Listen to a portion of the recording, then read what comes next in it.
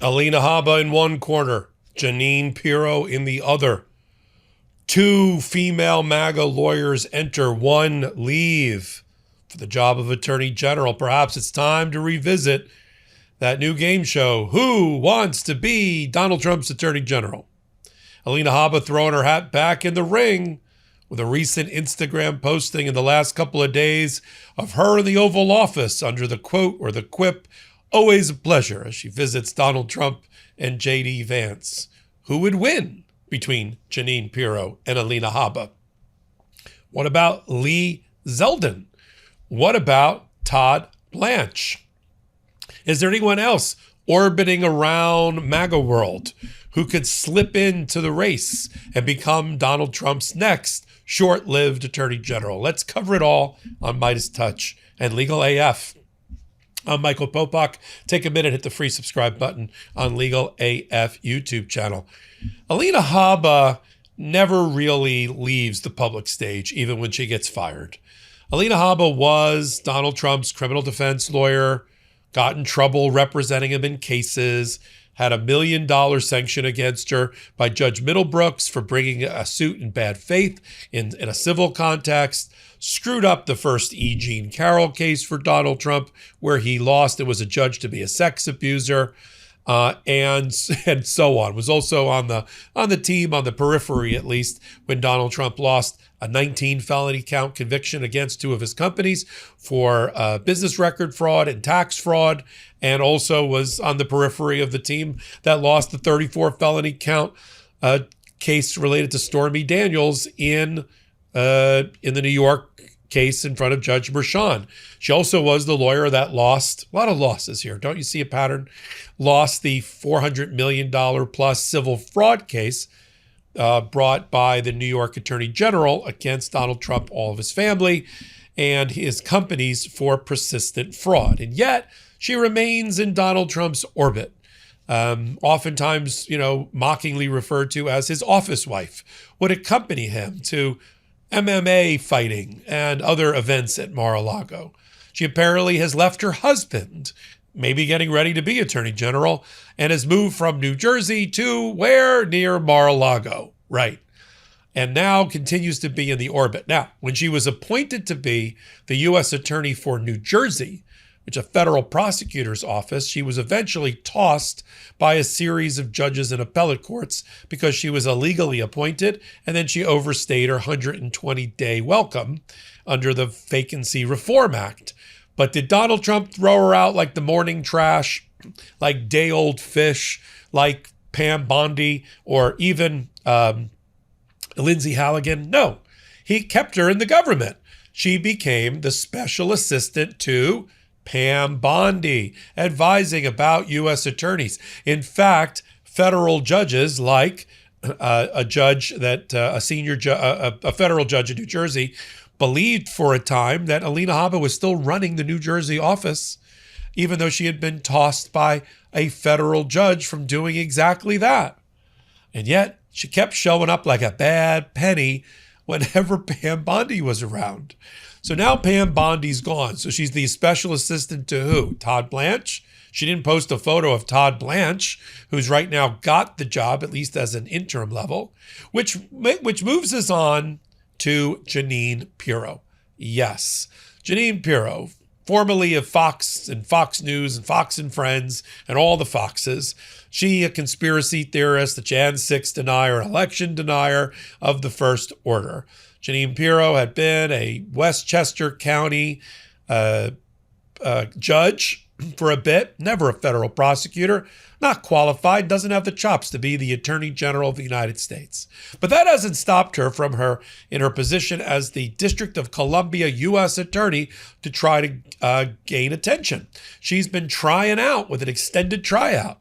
She constantly posts on her social media and Instagram about how she's lowered crime in D.C. and gone after Donald Trump's political targets like the Federal Reserve Chairman Jay Powell unsuccessfully. A series of unsuccessful prosecutions, that litters the playing field in front of Jennine Pirro. She wasn't able to prosecute Jay Powell, the Federal Reserve Chair, because Chief Judge Boasberg quashed the subpoenas. She wasn't able to obtain an indictment from a grand jury against 6 members of Congress, including 2 sitting senators, because they made a 96-second video encouraging people in the military not to file or follow unconstitutional orders. But in MAGA world, she's got her bona fides, constantly posting on Instagram pictures of herself at like Carolyn Levitt's baby shower, propagandist in chief, all sorts of other things. So for me, in terms of if Donald Trump's going to go the female attorney general route again, he's got Jennine Pirro versus Alina Habba. Both terrible for the rule of law in our democracy, but certainly they are openly campaigning for it. There's even insider information that Jennine Pirro threw Pam Bondi under the bus, frequently questioning her legal acumen or abilities. Which brings us back to Todd Blanche. This episode is brought to you by IQ Bar, our exclusive snack, hydration, and coffee sponsor. IQ Bar protein bars, IQ Mix hydration mixes, and IQ Joe mushroom coffees are the delicious low-sugar brain and body fuel you need to win your day. If you want to try everything, the Ultimate Sampler Pack is a great place to start. You get 9 IQ bars, 8 IQ Mix sticks, and 4 IQ Joe sticks. All IQ Bar products are packed with clean, delicious ingredients that keep you physically and mentally fit. Personally, IQ Bar has become a part of my daily routine, whether I'm starting my morning with IQ Joe or grabbing an IQ Bar when I need something quick and reliable. With over 20,000 5-star reviews and counting, more people than ever are fueling their busy lifestyles with IQ Bar's brain and body boosting bars, hydration mixes, and mushroom coffees. Their Ultimate Sampler Pack includes all 3. And right now, IQ Bar is offering our special podcast listeners 20% off all IQ Bar products, including the Ultimate Sampler Pack, plus free shipping. To get your 20% off, text Legal AF to 64,000. Text Legal AF to 64,000. That's Legal AF to 64,000. Message and data rates may apply. See terms for details. The reason I think that Todd Blanche hasn't gotten the top job just yet, where Donald Trump announces that he's nominating him for the Attorney General position, is first of all, Donald Trump likes Hunger Games. He likes to pit people in his administration against each other to destabilize them. And Todd Blanche is not well trusted within the MAGA world. So Trump's trying to see if MAGA backs off and supports Todd Blanche or not in the position. If they do, I think Todd Blanche will probably get the job. And if MAGA continues to attack him as a closet Democrat, I think Todd Blanche won't get the job. I mean, Todd Blanche let it be known that he is a principled conservative, a Republican, that there are just certain things he won't stoop beneath to do. That doesn't usually do well for Donald Trump, who wants you to steep lower than you ever thought you would go in order to enable his worst instincts. Which brings us to Lee Zeldin. I've talked about him at length, a former congressperson from Long Island, who's now the EPA administrator, busy wrecking our water and health in the back pocket of big oil, but a leading candidate because Donald Trump likes the cut of his jib. He likes the way he defends the Trump administration. Now, there are others out there, including some that may come in as a dark horse candidate and get picked at the very end. Although Tom Tillis, of course, the senator from North Carolina, who's made it clear that anybody that's an election denier, anybody that's a Jan 6 denier, is not going to get the job. And he's got the ability to be the kingmaker there because he sits on the Senate Judiciary Committee.